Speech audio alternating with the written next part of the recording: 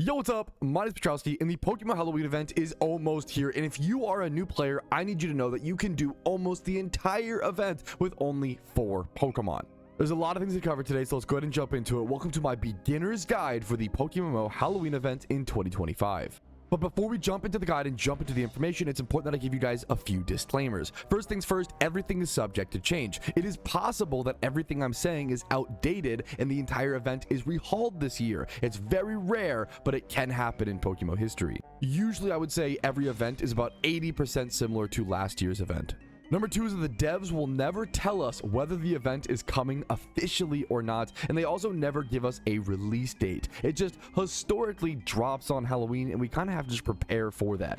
It's definitely one of the most frustrating parts of a Pokemon event season, in my personal opinion, is not knowing the exact time which it will drop, but we do have historical trends to study. For example, it usually drops around 8 p.m. ET. Now, that is either going to be on October 30th or October 31st, and we never really know. And then historically what happens is that the servers go down for a few hours and then they come back up. So even if you hear like, oh, the event is coming, it might not be up for 2 hours, 3, 4. We've had it take 6 hours sometimes, but you kind of have to also be on guard because the first few hours is where you make so much of your Pokeyen that the profits are going to be insane if you are on the servers first. And usually holiday events are so popular, there might even be a little bit of a login queue, so you might have to wait a little bit to get into the game. Usually it's not too bad. The longest login queue I've ever seen was like 45 to 50 minutes, which is not amazing, but if you played the WoW Classic release, it's gonna be like a cakewalk to you. Next up, you might be asking, what is the Halloween event? A quick way to describe it is that it is a 14 to 15 day event where temporary little activities will appear around the overworld, ranging from small little battles or Halloween themed swarm Pokemon that you simply catch in the wild, all the way to big boss fights with things like the pumpking or even end game raids for a more mid to end game type of player. Now, I have made an in-depth event prep guide. If you would like that, it should be linked in the description. And very quickly, I want to give a massive shout out to Call Me Sensei X over on the forums. They make amazing text guides from all the previous year's events, and it's really nice to be able to go back and go through those in the later years. And this video couldn't have been made without their help, their guides, and their time and dedication and effort to making these resources. So just thank you so much, Sensei. But let's now talk about the parts of the event that I feel like a new player should be able to achieve. This is assuming a few things. This is assuming that you have all 5 regions done and assuming that you can build the 4 Pokemon, only 4 Pokemon that I'm going to be showing you very quickly here. Now, you can just use timestamps to skip to that if you want to, but it's not really going to help you get all the information you need, in my opinion. Before we get to those 4 Pokemon, we need to cover what events you can actually do and what you can't do, in my opinion, as a new player. So last year, there were about 8 different activities during the Halloween event. There was the Pumpcats, where you would run around and just chase a list of different Pumpcats and go to their static locations. It sounds really easy, but it's actually kind of a pain in the butt, but not too bad. Swarms, where you would catch Pokemon in the wild and then consume and turn in those swarm Pokemon to get mysterious dust balls. One of the best investments and one of the best items in the event. There's also the children, where you would beat up kids for their spooky candy and their Halloween candy. And there are the mini bosses, where you would consume and use the spooky candy to fight the mini bosses, and that's going to get you a special candy. Then there was the pumpkin fight, which you fight a big boss and it goes through multiple stages. You need a very specific team to be able to defeat this, in my opinion.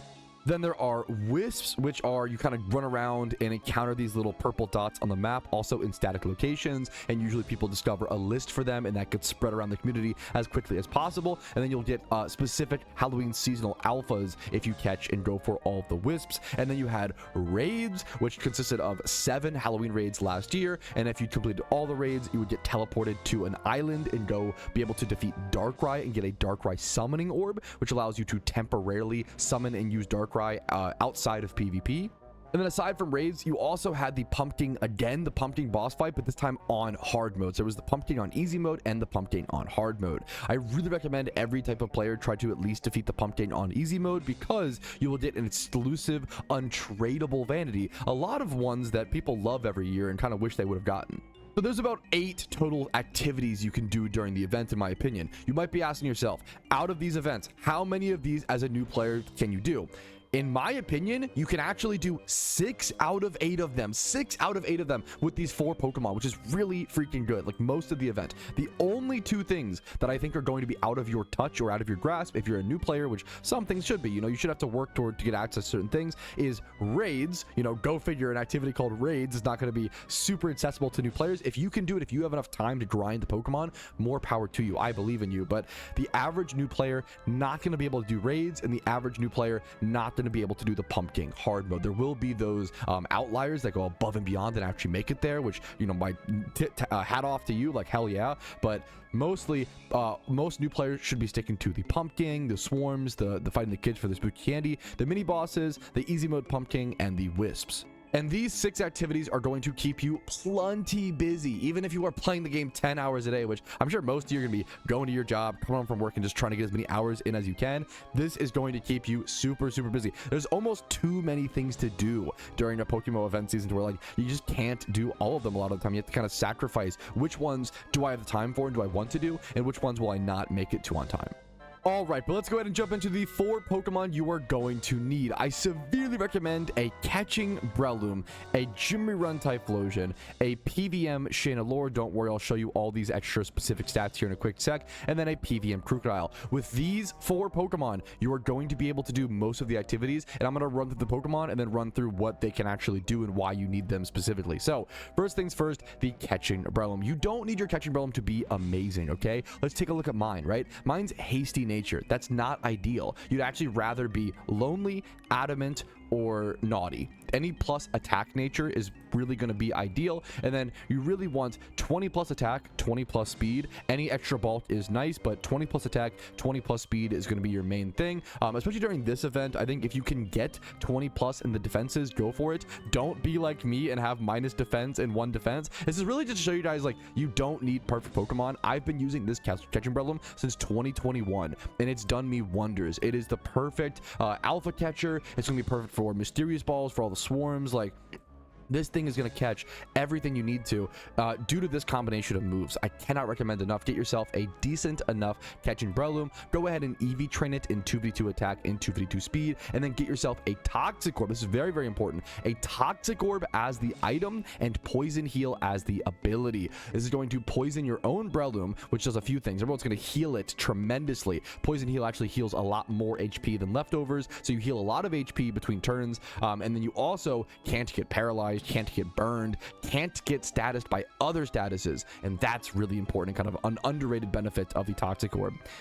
Now, the moveset: False Swipe, Spore, Substitute. Very important. Not everybody runs Substitute, but I'll explain to you why. And then Strength. Any sort of damaging move, you need something like Strength as an HM thing. Strength, Seed Bomb. You can go Mach Punch. You can do a bunch of things in this 4th slot. You just need some sort of attacking move. Strength is just extra utility, and it's cheap to do.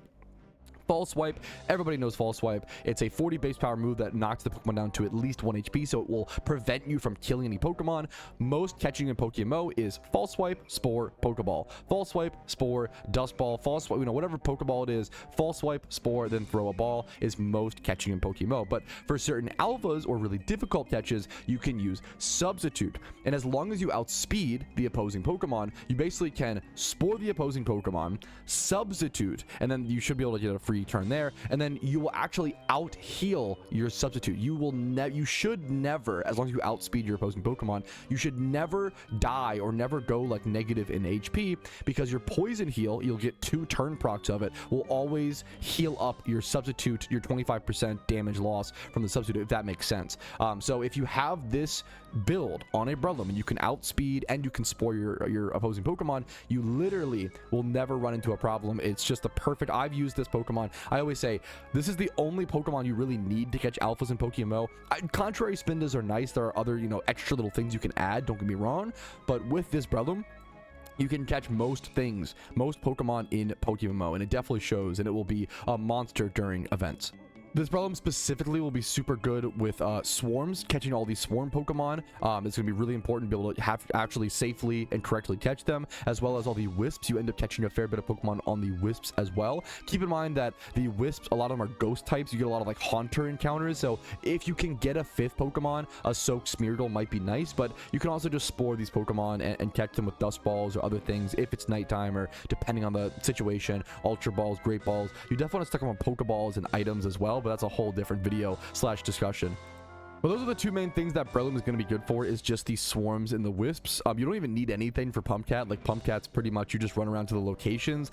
Having a catching Breloom when running around the world is always nice. It's never a bad idea to have a catching Breloom. All right, so catching Breloom helps with 2 out of 6 of the activities. What's up next? Next is the Gym Rerun Typhlosion. This is a Typhlosion that consists of either a modest, mild, or rash nature with a choice specs, EV trained in 2v2 attack and 252 speed, and then IVs need to be 25 plus attack, 25 plus speed. The bulk does not really matter at all. This Pokemon should never be getting hit. Thanks for the follow, Krasig. This Pokemon should never be taking damage and never be getting hit. It's just always going to be dealing a ton of damage with Eruption. You want to level this Pokemon up to level 100. All these mons you want to level up to 100. That's honestly the real time sink here, is the XP training is going to take quite a while. You want to get this thing up to level 100. Then you really, if you're a main account, you really want to PP max Eruption. Having those 8 eruptions will matter. Now, a lot of you guys might already have this Pokemon. It's a Gym Rerun Typhlosion. It's like the best money-making, most consistent moneymaker in the game for the average player. Most of you guys will just have this, right? But if you don't have this, please make it. It's one of the best money-making Pokemon in the game, and it's also really good in PVM and also really good in the events. It's also just the most brain-dead PVM Pokemon to use, because you're just sitting there clicking Eruption. That's it. It's really that simple. So this Pokemon specifically is going to be really good for the children. You can just spam Eruption into all of their Pokemon and destroy them. That's really good. It's also really good into the mini boss. Really, really good into the mini bosses, because it is like a triple battle usually, like a multi-battle. And then it's also really good into the pumpkin. And then this doesn't really matter for this guides as a beginner and new player focus, but Typhlosion's also really good for raids. So as a new player, if you prepare a Typhlosion, you are preparing for so many things in the future. It might be one of the best Pokemon to prepare is a Gym Rerun Typhlosion. All right, that is the Gym Rerun Typhlosion, easily the most simple Pokemon on this list. Just make sure you have the choice specs, as well as that extra damage is super nice. Next up, the PvM Chandelure, and this is a good example of you don't need anything perfect, but I do recommend not going docile like I did. But I've been using this Chandelure since 2020 to do the Halloween, to do the pumpkin event for reference. I recommend some sort of plus special attack damage. Mild, modest, or rash will all do wonders. And then you want to EV train this thing in 252 special attack and 252 speed. Once again, ignore this 26 HP. It's just from a different time where it just wasn't as good. We weren't as good as players. We weren't as, knowledgeable, and it still works. That's the beauty of it. And then I recommend just 25 plus special attack and 25 plus speed. I don't even recommend getting bulk. You just don't need it. You just don't need bulk on Chandelure. It's gonna die anyway. If you're gonna use it in PvP as well, sure, maybe go for the bulk, but in PVM instances and situations and for the Halloween event, you don't even need any special defenses, HP. I wouldn't worry about it. You only need 25 attack plus and then 25 plus speed, and then you're going to want the moves. It's very important though. Safeguard and Shadow Ball. The other two are mostly irrelevant, but Safeguard and Shadow Ball, very, very important. Then I use Ghost Gems every year. You can also use the, I believe like the Ghost Tag. There's something that will boost your, the spell tag boosts your Ghost type moves by 20%, but I have found that sometimes I don't do quite enough damage to make that consistent. But if you aren't docile nature, you probably can use Ghost Tag and don't actually need the Ghost Gem, but you can always make up for it if you do have a worse Chandelure like I do. Chandelure is just a fantastic special attack damage dealing Pokemon that does ghost type damage, which is super effective against the pumpkin boss himself. A nice big 145 special attack stat. Now, Chandelure is really good in the event, specifically for the pumpkin fight. And to be totally honest with you, if you want the honest answer, Chandelure and Krookodile are pretty much only for the pumpkin fight. So if you want to do 5 out of 8 of the activities and just not do the pumpkin fight, you actually only need 2 Pokemon. This is why I always go a little crazy when people, sometimes I hear a lot of new players say like, oh, events just aren't new player friendly and all these things. Part of me is like, what are you talking about? Yes, if you have all the regions, which I understand, that's a tough thing. All 5 regions done, and then 2 Pokemon. you can do 5 out of 8 of the event activities, a large majority. To me, that's pretty darn amazing. So if you only want to do 5 out of 8, congratulations, you're done. You literally only need Breloom and only need Typhlosion. If you want to do the pumpkin, which I really do recommend going for the pumpkin, you'll use these Pokemon in future things as well, like raids in the future. So you're not just preparing them for this, you're preparing yourself for the future as well. But these Pokemon are very powerful, very good, and getting the pumpkin done once again is super important because you get limited untradeable vanities. I believe last year's was there, one of the last years, 2022. My brain is fried. My memory is terrible. 2022's event only untradeable vanity, for example, was the Paladin's Shield. This is always the one that I think of.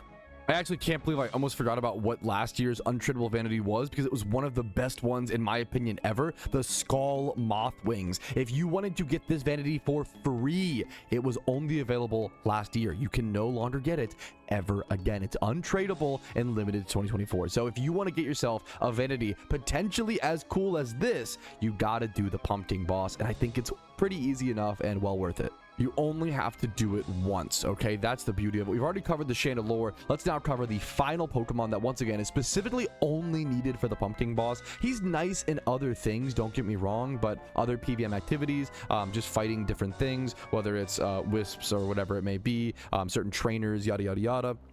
Mini bosses.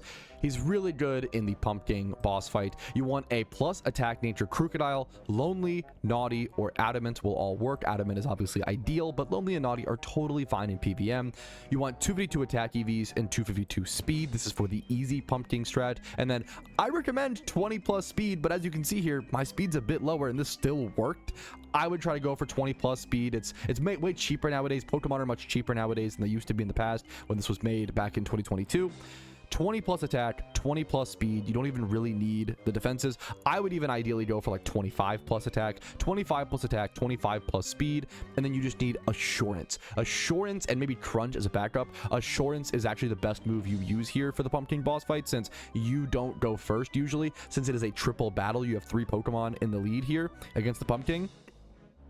You actually end up, assurance ends up doing 120 base power every time, and that is times by 1.5 for stab. So it ends up doing what, like 180 base power. It's like a really powerful attack, since you're almost never going to be going first, since your Chandelure and Typhlosions should be faster than your Krookodile, since his base speed is 92.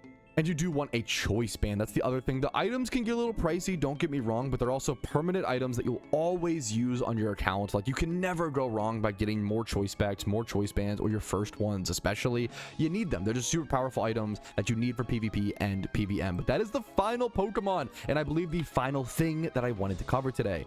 I hope this video was simple, succinct, and helpful enough to help new players and beginners prepare for the Halloween event in 2025. If it wasn't, let me know in the comments something I missed, things you didn't understand, or what I went too fast on, whatever it may be. Let me know. I love the feedback. Just present it as politely as possible. I'm just a guy who loves this game, trying to make content the best I can. So thanks for watching. Like the video if you enjoyed it. That helps me tremendously. If the video was helpful, like it, subscribe. I upload videos every single day and upload a ton of videos during the events. If you want to see what's happening when the event is coming and see specific guides once the content is actually physically in game and I can show you guys physical guides, those will come as well once the event season actually drops. If you want to follow me on Twitch, I usually stream it Monday through Thursday at 12 p.m. ET. Discord's down below if you're interested in that. And if you want to go above and beyond and support the channel, if my guides have helped you enough and you can afford it and it's worth it to you, YouTube memberships, Twitch Primes, Twitch subs, and PayPal and Venmo donations, actually the best way to support those last 2 ones. The amount of fan funding I get is what allows me to be here. I could not be here off ad revenue alone, so you guys really make it possible. So all I can say is thank you. Thank you so much for letting me make the videos on this game that I love so very much. So I will see you guys later. Have a good one, and I hope you prepare in time for the PokeMMO Halloween event 2025. I'm excited for it, and I hope to see you there. Peace, Reno. Yo, what's up? Outro Patrouski here, and I wanted to take this time to say thank you to everyone who goes above and beyond and supports my channel. Your names are all listed here. You make it possible for me to make helpful and mildly entertaining content for the game that I love and make it available for free for everyone to enjoy. Thank you so much for allowing me to even be here.